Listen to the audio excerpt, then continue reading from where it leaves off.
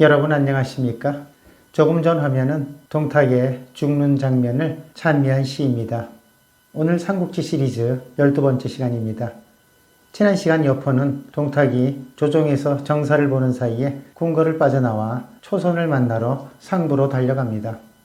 초선은 눈물로 여포의 애간장을 녹이게 되고 두 사람의 미래 장면은 동탁에 의해 발각이 되고 맙니다. 이번 시간에는 초선으로 인해 여포와 동탁이 완전히 갈라서게 되고 결국 동탁은 왕인의 계책에 따라 죽음을 당하게 됩니다. 오늘 내용 아주 재미있습니다. 끝까지 시청해 주기 바랍니다.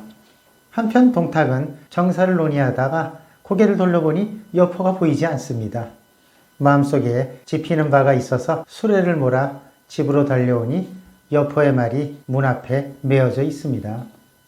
동탁이 급히 후원으로 찾아 들어가니 여포와 초선이 봉의정 아래에서 함께 미래하고 있는 장면을 보게 됩니다.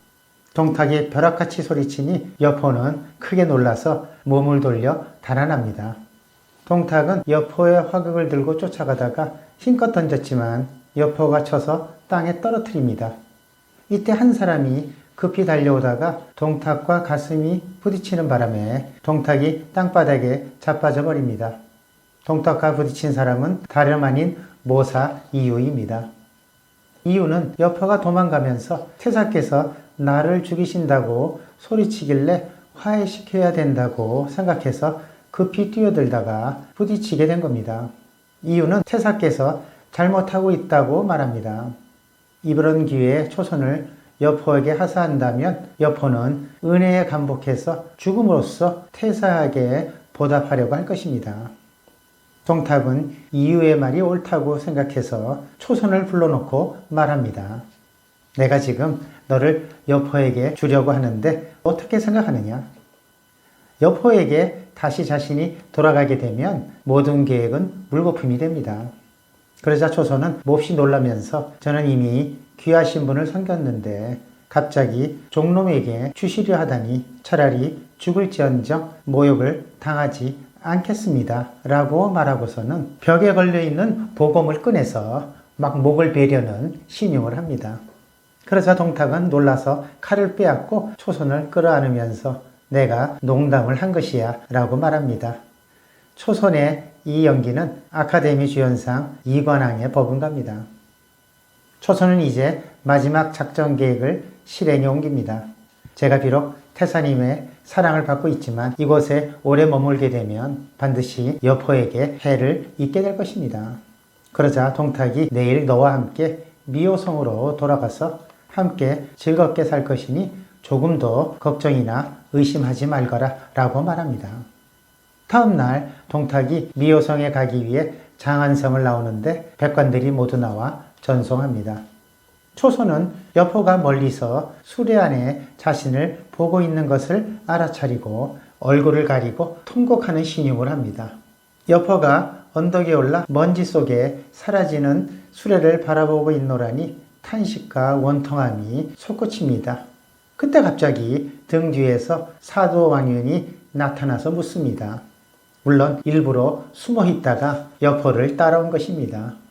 장군께서는 어찌해서 태사를 따라가지 않고 여기서 멀리 바라보며 탄식하고 계십니까? 여포가 왕윤에게 인사를 올리면서 공의 따님 때문입니다라고 말합니다. 그러자 왕윤은 놀라는 채 하면서 시간이 이리 지났는데 아직 장군에게 저희 여식을 보내지 않았습니까? 세상에 이런 일이 있다니. 태사가 이런 금수 같은 짓을 할지 꿈에도 몰랐소 라고 놀라는 채 하며 여포의 심기를 자극합니다. 이때 사도 왕윤의 연기는 나무 조연성감입니다. 왕윤은 여포의 손을 끌면서 자기 집에 데려가서 술상을 차려놓고 말합니다. 태사가 나의 딸을 간음하고 장군의 아내를 빼앗았으니 천하의 부끄러움과 웃음거리가 되었습니다. 저는 늙고 무능한 늙은이라 상관이 없지만 장군은 세상에서 으뜸가는 영웅인데 이런 모욕을 당하시니 애석하기 짝이 없습니다. 여포는 이 말을 듣고 완전히 뚜껑이 열립니다.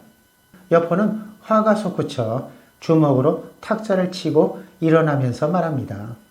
내 기필코 이 늙은 도적놈을 죽여서 치욕을 씻겠습니다. 그런데 부자지간의 정이 있는데 죽여버리면 후세에 의론이 나올지 걱정이 됩니다. 그러자 왕윤이 미소를 지으면서 장군의 성은 본래 여씨이고 태사의 성은 본래 동씨입니다. 지난번 봉의정에서 장군에게 창을 던졌을 때 부자의 정 따위가 있었습니까? 라고 소리칩니다. 왕윤은 여포의 뜻이 확고한 것을 보고 결정적인 말을 합니다. 장군께서 한나라 왕실을 다시 일으켜 세운다면 충신이 되어 청사의 길이 이름을 남기게 될 것이지만 지금처럼 계속 동탁을 돕는다면 역신이 되어 역사에 더러운 이름을 남기게 될 것입니다. 여포는 이 말을 듣고 일어나 절을 하면서 저의 뜻은 이미 결정되었습니다. 사도께서는 의심하지 마십시오. 그리고 나서는 차고 있던 칼을 뽑아 팔뚝을 찔러 피를 흘리며 맹세합니다. 이제 마지막 에피소드를 보게 됩니다. 동탁 제거 작전에 본격 돌입하면서 동탁의 목을 베고 난도질해서 죽이는 장면입니다. 동탁을 죽이려면 미호성에 있는 동탁을 나오게 해서 장안으로 끌어들여야 합니다. 왕윤은 천재께서 이제 병이 쾌차하셨으니 장차 태사에게 선의하는 문제를 의논코자 한다면 반드시 장안으로 올 것이라는 계획이 상책이라고 말합니다. 여기서 관건은 누가 미호로 가서 천재의 조서를 전달하고 동탁을 꿰어내느냐가 문제입니다. 동탁이 조금이라도 의심하면 모든 것이 물거품이 됩니다. 그때 복야인 사손소가 여포와 동양인 이숙이 동탁에게 깊은 원한을 품고 있으니 그를 보내면 결코 의심하지 않을 것이라고 말합니다. 여포가 이숙을 불러 그대가 천재의 조서를 전하여 동탁이 입주할 수 있도록 하시오. 동탁이 입주할 때 국문에 매복해 있다가 그를 죽여 한나라 왕실을 일으키고 충신이 되어 봅시다 라고 하니 이숙이 화살을 꺾어 맹세합니다. 다음날 이숙이 10여 명의 기병을 이끌고 미호성에 도착해서 동탁에게 천재의 조서를 전달합니다. 동탁은 조서에 장차 태사에게 선의하는 것에 대해 논의하고자 한다는 내용이 들어있는 것을 보고서 매우 기뻐합니다. 동탁은 이곽, 곽사 등 신복에게 미호성을 지키게 하고 장안으로 떠날 채비를 하며 어머니에게 작별 인사를 합니다. 90세가 된 노모는 요즘 살이 떨리고 마음이 놀라는 증세가 있어 좋은 징조가 아닌 것 같구나라고 말합니다. 한편 초선에게는 내가 천자가 되면 너는 귀비가 될 것이다 라고 말하는데 초선은 내막을 알고 있어 기쁜 척 하면서 절을 올립니다. 동탁은 미호성을 나가 철통같이 호의를 받으며 장안을 향해 출발합니다. 그런데 출발한 지 채 30리도 되지 않아서 동탁이 타고 가던 수레가 바퀴 하나가 부러집니다. 그래서 말로 갈아타고 가는데 갑자기 포효하고 울부짖는 바람에 잡고 있던 고삐가 끊어집니다. 이에 동탁이 이숙에게 이런 것들이 어떤 조짐이냐고 물어봅니다. 그러자 이숙은 태사께서 한나라 선의를 받아 옛것은 버리고 새것으로 바뀐다는 뜻입니다. 앞으로 옥년을 타고 황금안장을 타실 징조입니다. 라고 둘러댑니다. 꿈보다 해몽이 더 좋습니다. 다음날 동탁의 행렬이 가고 있는데 이번엔 갑자기 광풍이 몰아치더니 짙은 안개가 몰려와 하늘을 가득 덮습니다.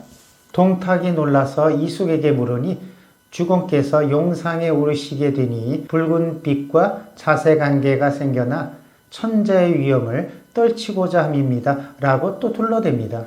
완윤이 이숙을 보내지 않았더라면 거사는 실패하고 말았을 것입니다.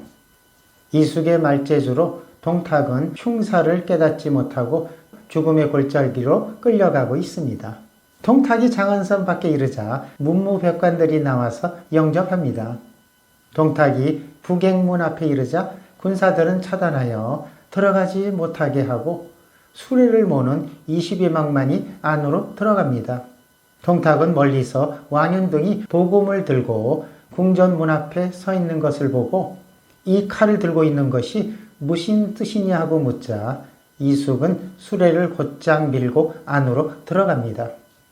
그때 완윤이 역적놈이 여기에 있다. 무사들은 어디 있는가? 라고 소리치자 100명의 무사들이 쏟아져 나와 극과 사고로 마구 찔러대는데 동탁이 갑옷을 입고 있어서 창이 뚫고 들어가지를 못합니다.